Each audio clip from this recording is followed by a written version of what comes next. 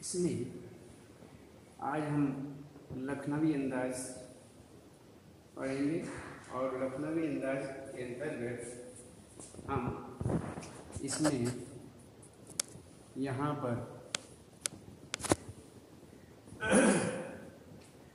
लखनऊ यशपाल जी जो हैं उनका ये लिखा हुआ है और इसमें हम विशेष रूप से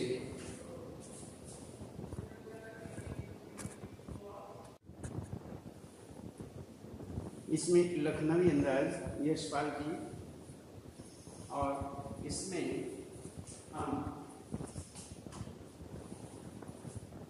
सबसे पहले यशपाल लेखक परिचय करेंगे, लेखक जी का जीवन परिचय और जीवन परिचय के साहित्यिक परिचय इसमें देखेंगे और इसी को करेंगे।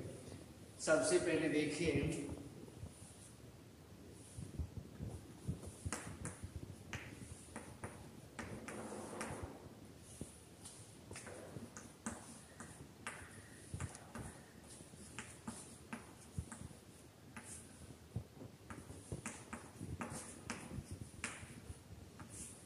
जीवन परिचय एवं साहित्यिक परिचय।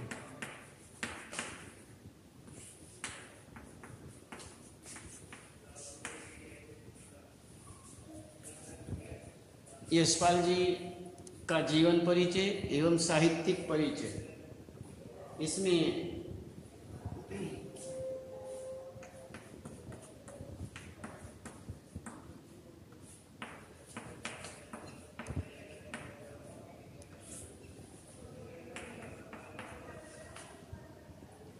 रचनाएं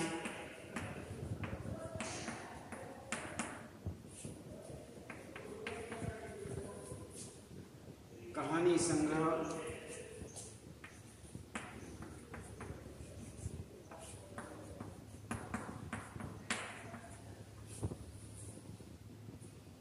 कहानी संग्रह में निबंध,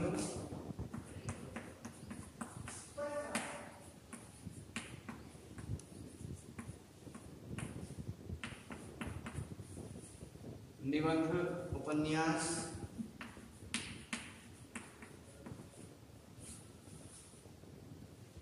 संस्मरण, नाटक,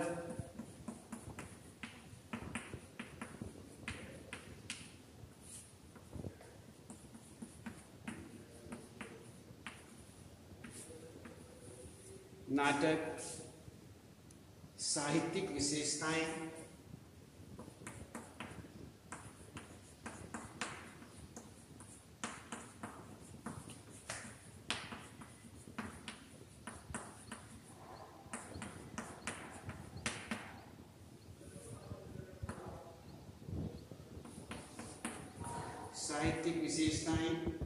भाषा शैली,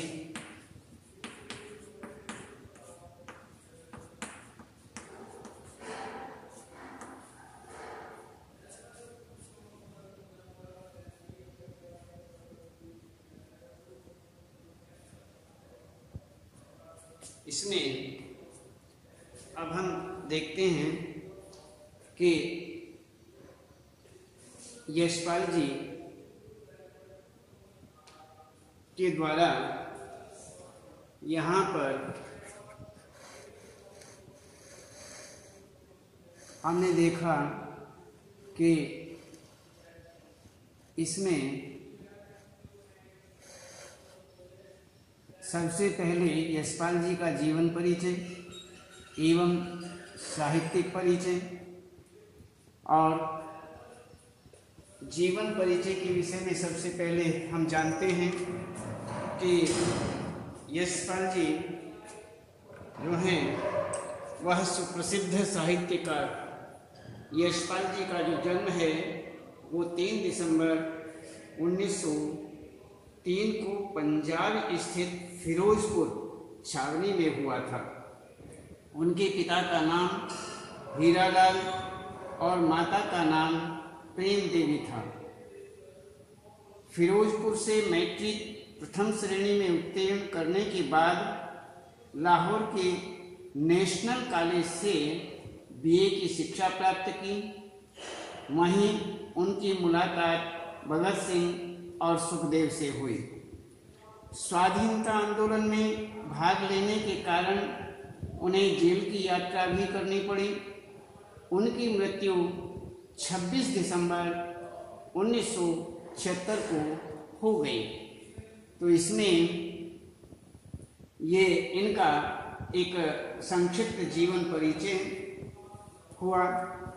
और हम देखते हैं कि रचनाएं के अंतर्गत क्या क्या कि रचनाएं यशपाल ने अपनी रचनाएं विविध रूपों में प्रकट की है। उनकी रचनाएं निम्नलिखित मानी जाती हैं, जैसे कहानी संग्रह। उनकी रचनाएं निम्नलिखित रूप में होती हैं। इसमें कहानी संग्रह और अन्य निबंध संग्रह, कहानी संग्रह, निबंध संग्रह, उपन्यास, संस्मरण, नाटक, ये सभी इसी ही के अंतर्गत आते हैं। हम देखते हैं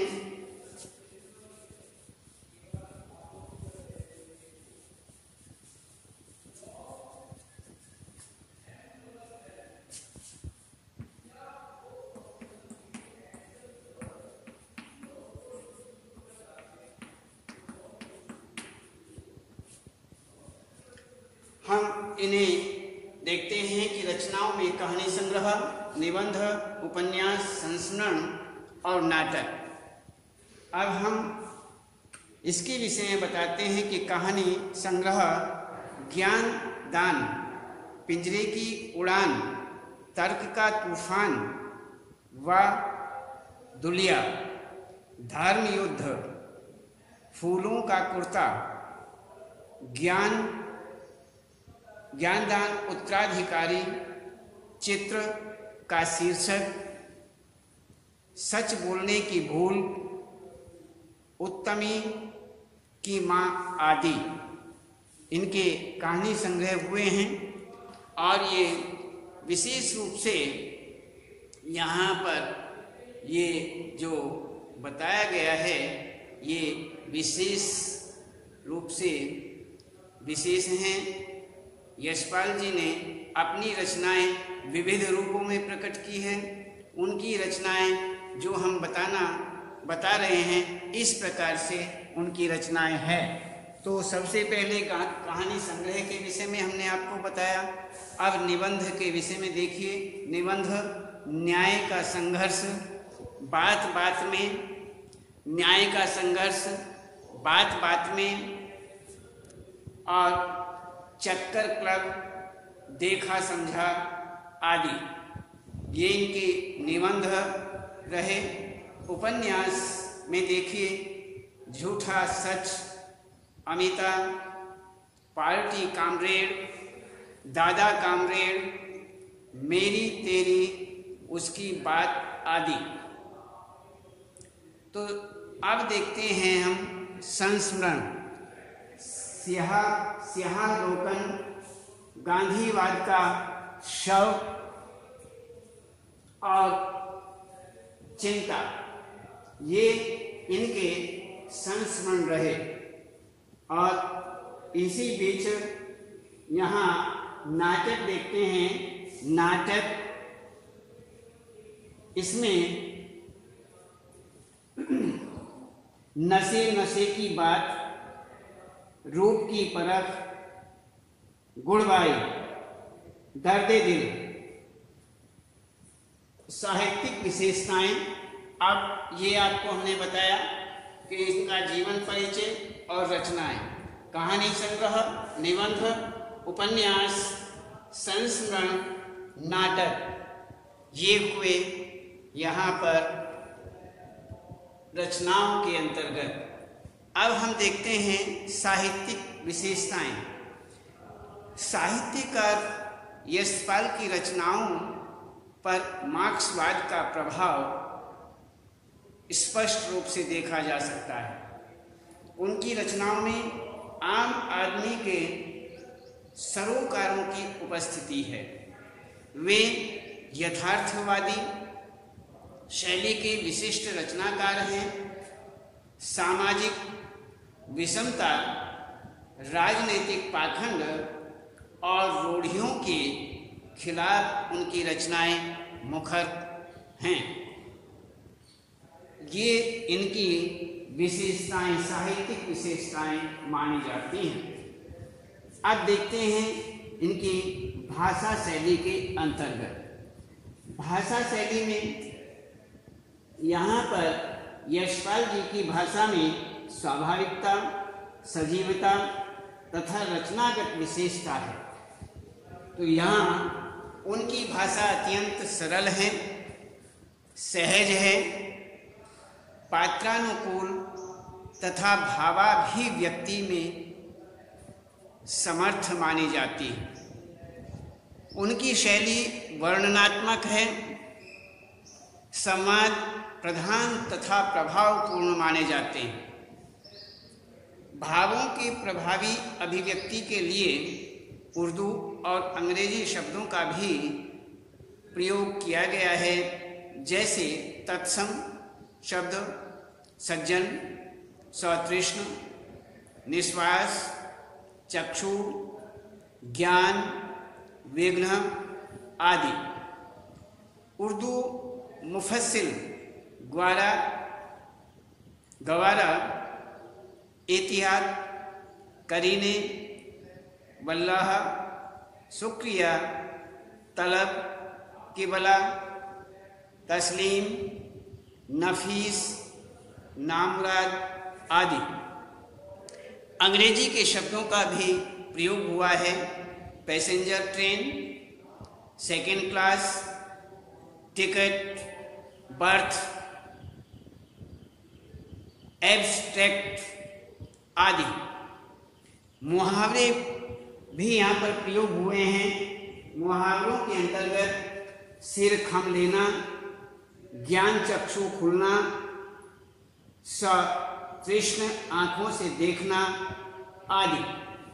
ये सभी जो हैं यहाँ पर विशेष रूप से यहाँ ये इसके अंतर्गत आते हैं और इसमें ये हमारा भाषा शैली के अंतर्गत हुआ। तो सबसे पहले हमने आपको बताया यशपाल जी का जीवन परिचय और उनकी रचनाएं, कहानी संग्रह, निबंध, उपन्यास, संस्मरण, नाटक आदि। साहित्यिक विशेषताओं के अंतर्गत आपको अवगत कराया, भाषा शैली के विषय में आपको बताया। अब हम इसके विषय में देखते हैं कि पाठ जो ये लखनवी अंदाज पाठ है, इसमें पाठ का सार क्या है। तो पाठ सारांश के विषय में बात करते हैं।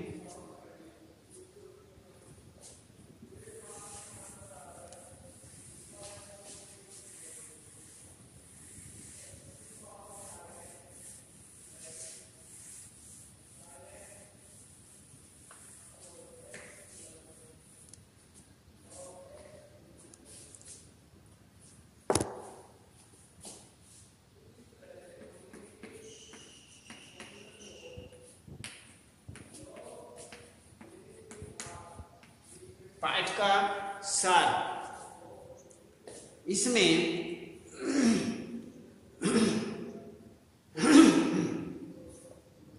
पाठ के सार के रूप में हम कुछ आपको शीर्षक दे रहे हैं। वह शीर्षकों के अंतर्गत ही हम पाठ सारांश देखेंगे।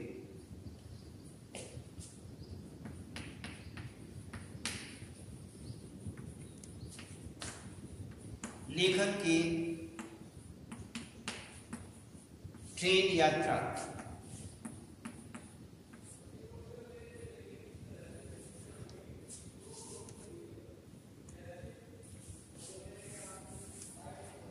लेखक की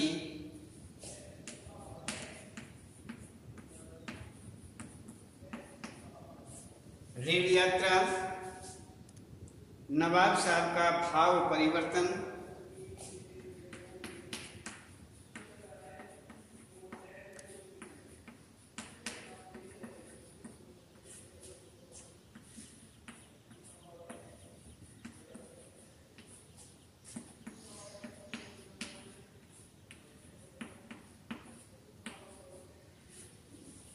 भाव परिवर्तन, नवाब साहब का खीरा काटना,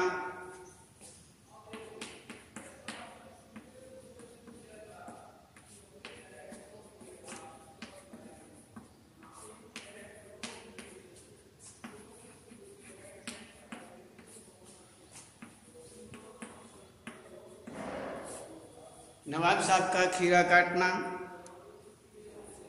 नवाब साहब ने एक एक फांक बाहर फेंक दी।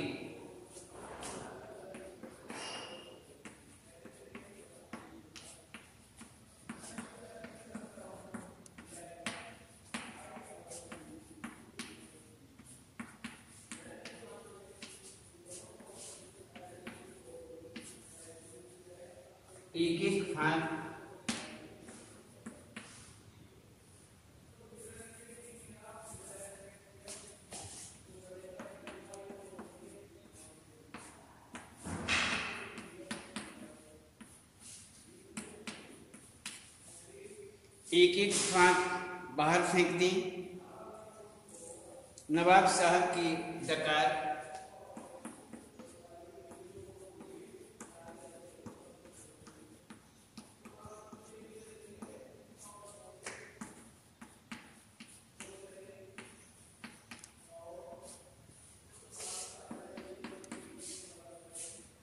और लेखक को मिली प्रेरणा।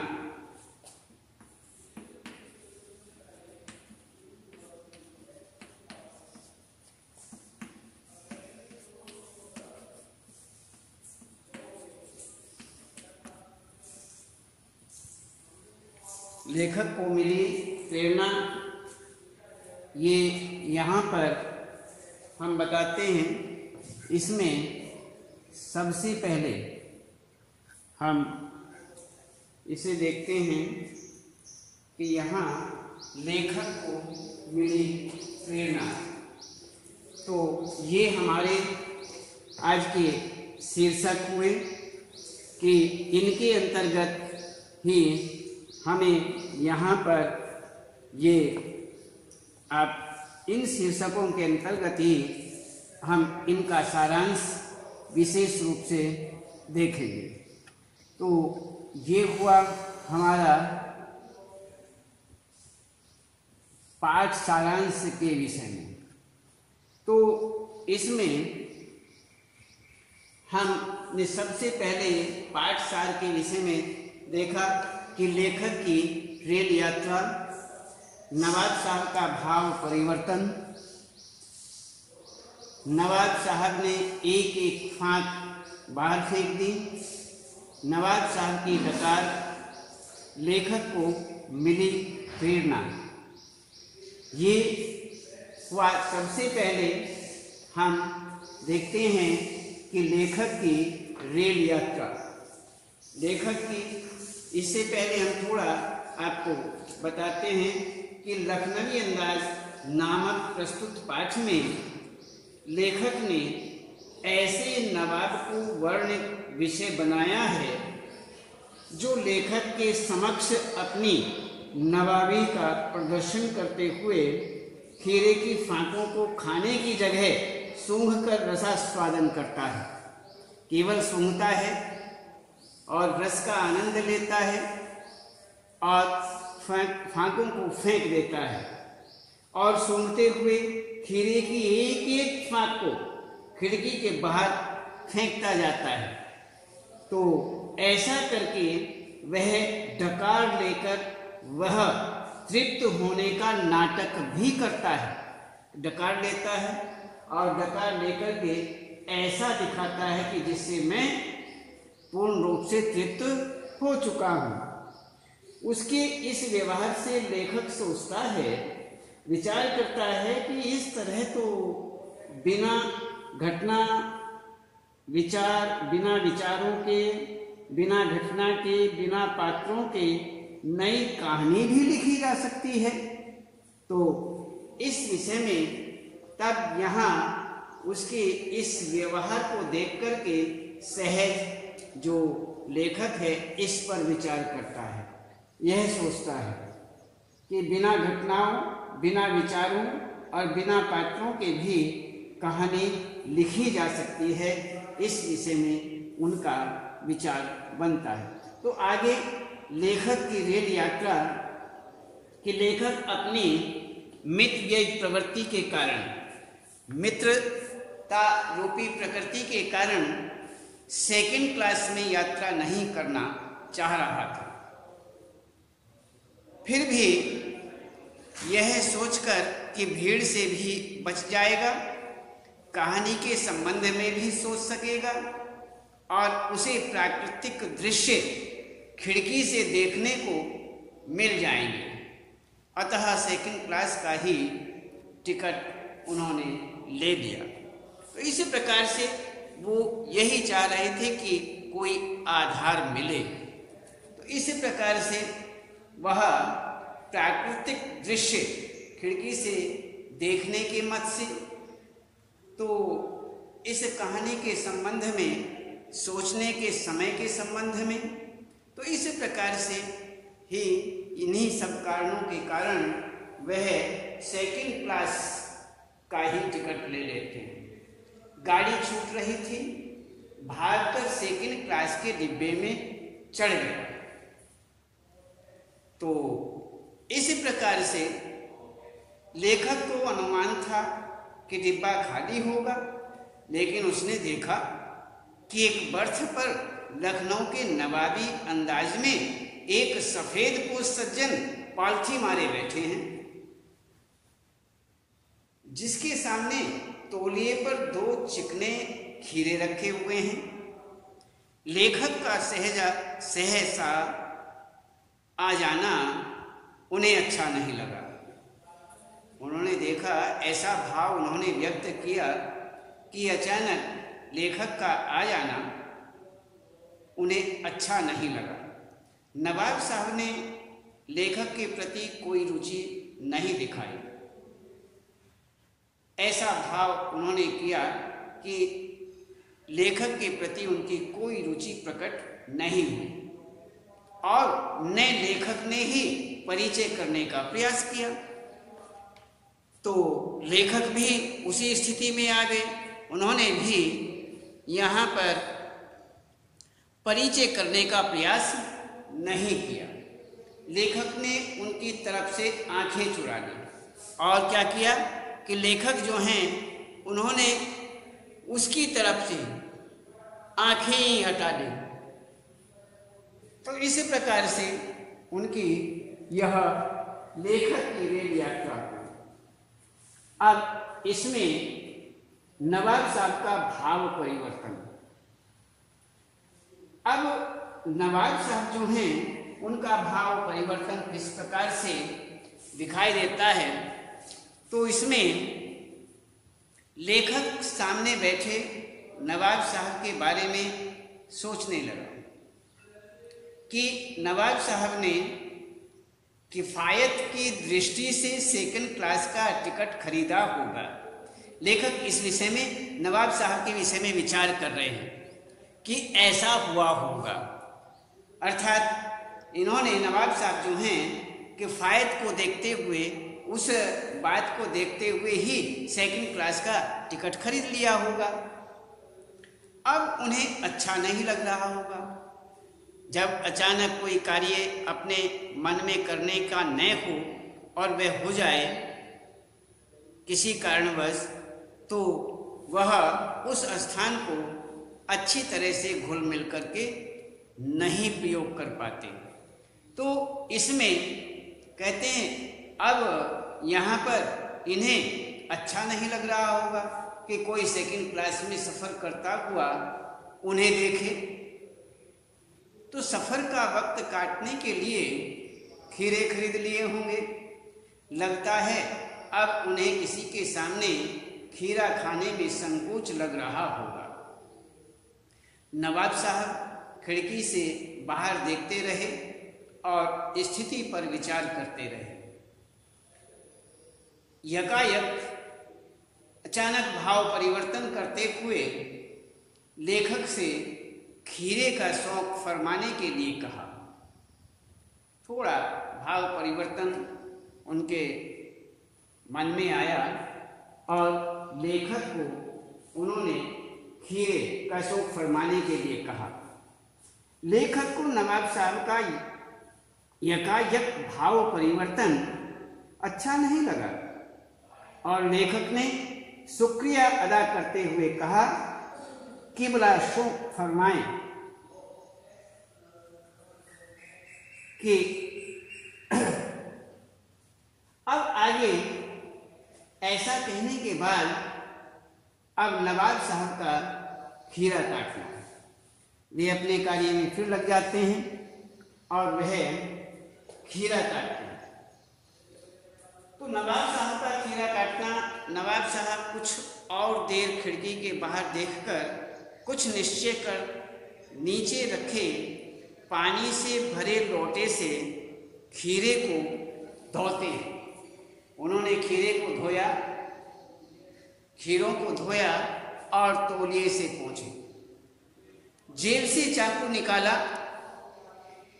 उनके सिर काटे, गोंदे, झाग निकाला, छीले और फाके काट कर तौलिए पर तरीके से रख दी, करीने से रखी। नवाब साहब ने फाकों के ऊपर जीरा मिला नमक और लाल मिर्च की सुर्खी बुरक दी। लेखक उनकी भंगिमा देखे जा रहे थे। उनकी भाव भंगिमा से लेखक को स्पष्ट हो रहा था कि नवाब साहब के मुंह में खीरे के रसास्वादन की कल्पना से ही पानी आ रहा है। खाया नहीं, केवल रसास्वादन ही किया। आनंद, रस का आनंद ले रहे थे, रसास्वादन किया। और इसी ही बीच तो यहाँ पर रसास्वादन की कल्पना मात्र से ही मुंह में पानी आ रहा था। एक बार नवाब साहब ने फिर लेखक की ओर देखा और कहा, बल्लाह शौक फरमाएं, लखनऊ का वालम खीरा है। नमक मिर्च छिड़क दिए जाने पर ताजे खीरे की पनियारी फाके देख करके लेखक के मुंह में भी पानी आ रहा था। लेकिन पहले पूछने पर इनकार कर चुके थे, इसलिए कुछ सोचकर आत्मसम्मान रखते हुए शुक्रिया कह करके कहा कि मेरी मेदा खराब कमज़ोर है, जरा मेदा कमज़ोर है, किबला शौक फरमाएं। अब उन्होंने ठीक है, नवाब साहब ने एक एक फाक बाहर फेंक दी। नवाब साहब, अब देखते हैं, नवाब साहब ने एक एक फाक बाहर फेंक दी। इसमें नवाब साहब ने नमक मिर्च लगी खीरों की फाक की और एक बार फिर देखा, फिर खिड़की के बाहर देखा, दीर्घ श्वास लिया, फिर एक एक फाक उठाई, ऑटो तक ले गए, सूंघा, स्वाद के आनंद में पलके मूंद गई, मुंह में भर आए पानी को गले में उतार लिया और फाकों को एक एक करके सूंघकर बाहर फेंकते गए। उसके बाद तौलिए के हाथ और होठ पोंछकर गर्व से लेखक की ओर देखा तो नवाब साहब की डकार, उसके बाद आनंद लेने के बाद, रसास्वादन का आनंद लेने के बाद डकार भी लेते। तो नवाब साहब खीरे सूंघकर और फेंक कर हाथ मुंह पहुंचकर लेट गए, मानो इस काम में थक गए हों। लेखक नवाबी प्रक्रिया को देखकर शर्म महसूस कर रहा था और सोच रहा था कि खीरों के प्रयोग की नई प्रक्रिया अच्छी जरूर कही जा सकती है, किंतु क्या इस तरीके से उदर की तृप्ति हो सकती है? इसी बीच नवाब साहब को डकार आई और लेखक की ओर देखते हुए कहा, खीरा लजीज होता है, लेकिन होता है शकील, ना मुराद, मैदे पर बोझ डाल देता है। ये उन्होंने हंसते हुए ये कहा। तो इसी प्रकार से यहाँ पर आगे कहते हैं, लेखक को मिली प्रेरणा। नवाब साहब की डकार से लेखक के ज्ञान चक्षु खुल गए और सोचा, खीरे की सुगंध और स्वाद की कल्पना से पेट भर जाने का डकार आ सकता है। पेट भर जाने से का डकार आ सकता है, तो बिना विचार, बिना घटना, बिना पात्रों के लेखक की इच्छा मात्र से नई कहानी क्यों नहीं बन सकती? अर्थात बिना विचारों के, बिना घटनाओं के, बिना पात्रों के भी तो कहानी बनाई जा सकती है। तो ये उनसे उन्हें एक तरह से प्रेरणा मिलती है। और इस प्रकार से यहाँ पर हमने आपको ये बताया पाठ का सार इन शीर्षकों के माध्यम से लेखक की रेल यात्रा, नवाब साहब का भाव परिवर्तन, नवाब साहब का खीरा काटना, नवाब साहब ने एक फाँक बाहर फेंक दी, और नवाब साहब की डकार और लेखक को मिली प्रेरणा, ये हुआ। और इसके बाद हम आपको कल बताएंगे।